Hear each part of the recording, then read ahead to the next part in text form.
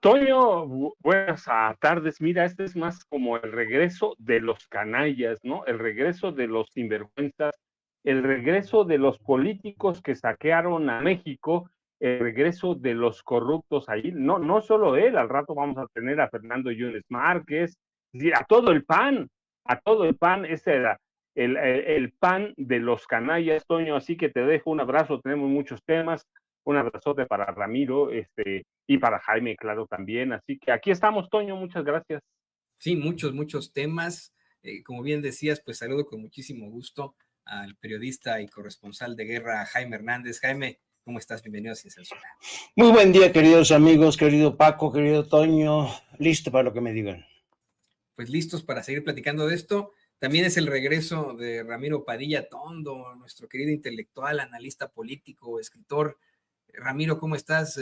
Bienvenido de vuelta. Sé que andas también ahí incursionando en la música y bueno, pues ahorita se la vas a cantar al canallín. ¿Cómo estás, querido Ramiro?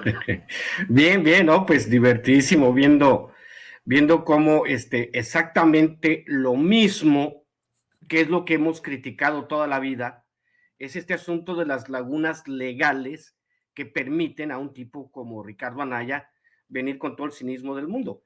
Si nos preguntan por qué necesitamos reformar el sistema judicial, pues ahí tienes el mejor ejemplo de por qué necesitamos reformarlo, para que no haya tipos como él, llegando con todo el cinismo del mundo diciendo, mira, no pasa nada, después de mi exilio aquí estoy a cobrar de los mexicanos 6 años más. ¿Cómo la ves, Toño? ¿Cómo la ven, mi querido Jaime, profe Paco? Aquí estamos. Pues la veo muy mal, la verdad es que a mí me da hasta miedo, les digo, honestamente me parece aterradora la sonrisita con la que le responde a la tal Erika, no sé a qué Erika se refiera, ¿no? Pero es que esto es la verdad es aterrador, ¿eh?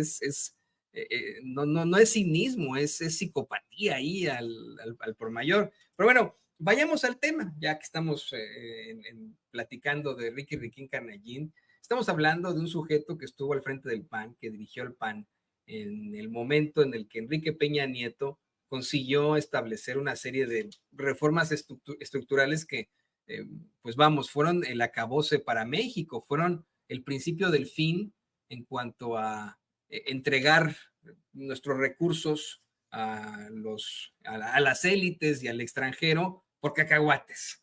Y dentro de esto, pues tuvo mucho que ver esa figura tan denunciada por el ahora presidente López Obrador, de esa figura del PRIAN, el prianato, que siempre quedó exhibida con esa sonrisa, la sonrisa de un Ricardo Anaya, que estuvo muy involucrado en todo esto. Pues un Ricardo Anaya que ha sido acusado de actos de corrupción por sus mismos compañeros, como lo mencionábamos, que por el mismo Partido Acción Nacional, que ha sido exhibido aquí y allá, y que, pues comenzamos contigo, querido Paco, durante todo el sexenio se mantuvo al margen de las autoridades, estuvo, no sabemos dónde, se plantea que vivió en Estados Unidos, pero no sabemos específicamente si fue su casa de Atlanta, a donde iba cada fin de semana siendo el dirigente del PAN, o si estuvo en algún otro país, si era compañero de mansión con Francisco García Cabeza de Vaca,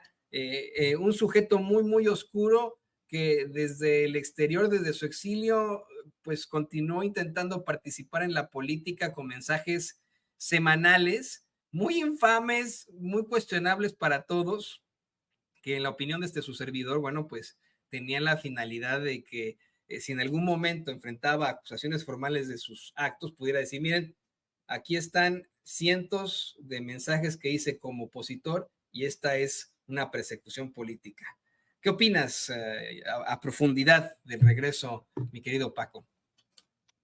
Mira, Toño, no solo debe ser una desgracia para el país, que es una desgracia, es un tipo que además de que participó activamente en la aprobación de reformas constitucionales para entregar, por ejemplo, el recurso energético al extranjero, es un hombre que lo hizo a través de recibir moches, corrupción, sobornos, como lo quieran llamar, en millones de dólares. Así que es una desgracia para el país, como decía Ramiro bien cuando empieza, aprovechando todas las lagunas del país. Fue un prófugo de la justicia y es un prófugo, pero gracias al fuero legislativo va a poder pasar otros 6 años como si nada, y después platicaremos de eso porque Morena puede tener la salida, pero mira, es un hombre que no solo debe ser una desgracia para el país en general, sino incluso una desgracia para el PAN. ¿En manos de quién está el PAN? De cárteles, de capos, de mafiosos. El cártel inmobiliario va a controlar el PAN. ¿En manos de quién? Pues de los amigos de este tipo, de Ricardo Anaya Cortés, de Marco Cortés Mendoza. Es decir, es un partido de capos. Pero te decía, no solo es una desgracia para el PAN porque es un partido de capos, sino porque gracias a él, a personajes que lo acusaron como Felipe Calderón Hinojosa, Margarita Zavala, lo acusaron de corrupción, el exdirector general de Pemex, Emilio Lozoya Austin. No, es una desgracia porque ellos hicieron del PAN lo que es, y de la derecha, ellos la desdibujaron, la entregaron, la dividieron, hicieron del PAN y de los grupos conservadores de este país un partido político malogrado, un partido político que se sume en la corrupción, un partido político que hoy no representa nada sino eso, la corrupción. Es una derecha dividida que no puede enfrentar, que no puede presentar un frente de oposición. ¿Por qué? Por la imagen y la historia de personajes como este tipo. Es decir, ellos son no solo los verdaderos conservadores, sino los conservadores corruptos. No sé si hay algún conservador que no sea corrupto, espero que sí, pero ellos sumieron al PAN en la corrupción, a la derecha en la corrupción. Entonces debe ser una desgracia para este país, pero una desgracia para aquellos neopanistas pragmáticos al interior del PAN, al interior de la derecha, y que terminan como separando, dividiendo a esa misma derecha. Es una desgracia verdaderamente para este país porque las leyes lo permiten, porque el Poder Judicial, decía Ramiro, debe ser renovado ahora con una reforma grandísima. Ellos son los que fragmentaron a la derecha, la dividieron, la confrontaron. Así que es una desgracia para el país, es una desgracia para el sistema político, por lo que urge la reforma del Poder Judicial, pero yo te decía, es una desgracia para el PAN. Con esto, ¿qué frente pueden marcar? Y esa es la desgracia de la PAN y de la derecha en este país, fragmentada, dividida por personajes que se sumieron y enraizaron la corrupción en el Partido Acción Nacional, Toño. Y hay algo que no podemos omitir aquí, le pido al equipo